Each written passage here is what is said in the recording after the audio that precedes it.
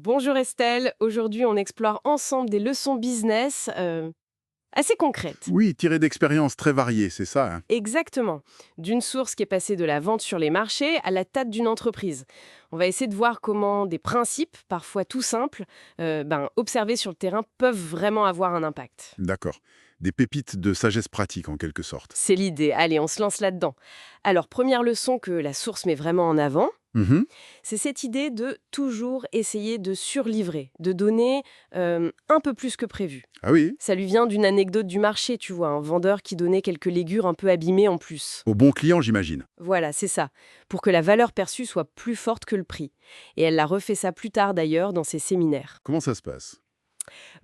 Avec des petits trucs, des bons cookies, prévoir du temps pour discuter de manière informelle, ce petit plus quoi. C'est intéressant, parce que ça joue sur la psychologie du client, en fait. Tout à fait. Recevoir un extra, même si c'est pas grand-chose, ça crée un sentiment de Oui, de reconnaissance. Ça fidélise.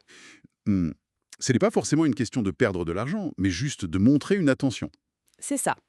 La source ne chiffre pas l'impact direct, mais elle souligne vraiment le retour positif, la fidélité que ça génère. D'accord, logique.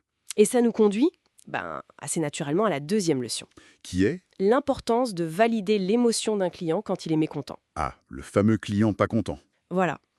L'exemple typique, quelqu'un qui est furieux parce qu'il ne retrouve plus ses accès à un service. Oui, ça arrive. Eh bien, la stratégie, ce n'est pas de dire «mais non, vous vous trompez» ou de minimiser, c'est plutôt de dire Je comprends. «oui» ou «en effet, ce n'est pas normal, je suis désolé pour ça». Valider l'émotion. C'est essentiel, ça. L'écoute active, l'empathie. En faisant ça, on désamorce direct. Mhm. Le client se sent entendu et du coup, il passe d'un mode conflit à un mode où il est plus ouvert à trouver une solution avec nous. C'est transformer un pépin potentiel en... En occasion de renforcer la relation. Exactement. Une compétence clé, peu importe le business d'ailleurs. Absolument. Bon, passons à un truc très pragmatique maintenant. La rentabilité. Ah oui.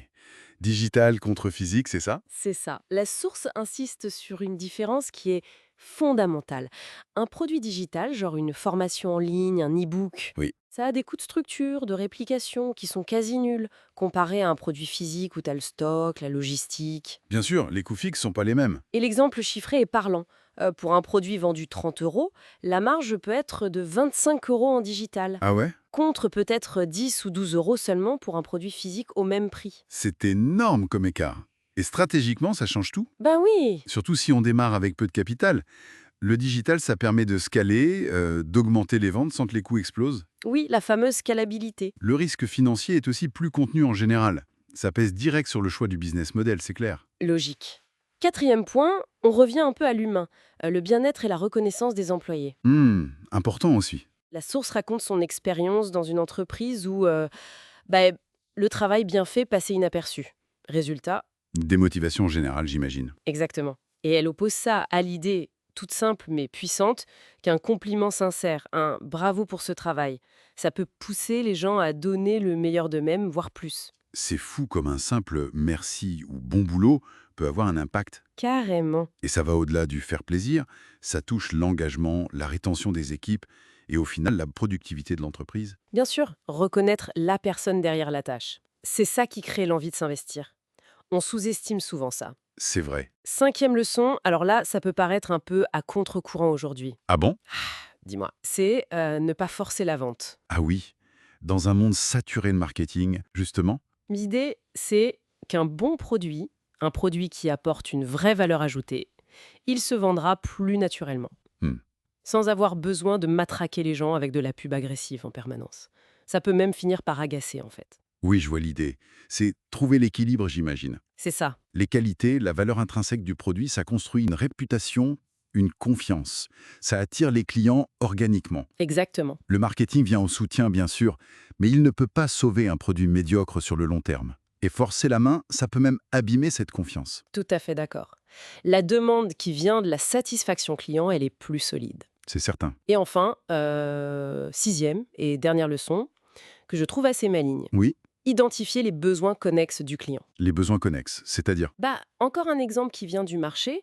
Ce primeur qui vendait ses légumes, ok, Oui, mais il avait remarqué que certains clients, peut-être des personnes âgées, avaient du mal à porter leurs courses.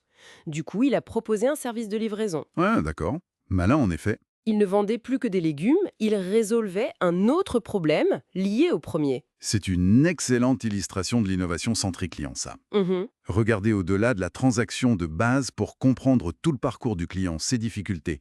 Et là, on peut trouver des services ou des produits en plus, C'est ça, créer de la valeur ajoutée où on ne l'attend pas forcément. et potentiellement une nouvelle source de revenus pour l'entreprise. Très juste. Voilà. Donc si on récapitule un peu tout ça, ces leçons, elles viennent d'horizons très différents, hein, du marché à l'entreprise. Oui, du très concret. Mais elles convergent de toutes vers une idée assez forte, hein, et l'importance d'une approche humaine, attentive, à l'écoute, dans le business. Tout à fait. Et ça soulève une question intéressante pour finir, je trouve. Vas-y. À quel point est-ce que ces stratégies qui sont vraiment centrées sur l'humain, tu sais, le petit plus, valider l'émotion, reconnaître l'effort, anticiper ses besoins annexes, à quel point est-ce que ça peut créer un avantage peut-être même disproportionné Hmm. par rapport à des approches purement transactionnelles, focalisées uniquement sur le produit ou le chiffre? C'est une bonne question.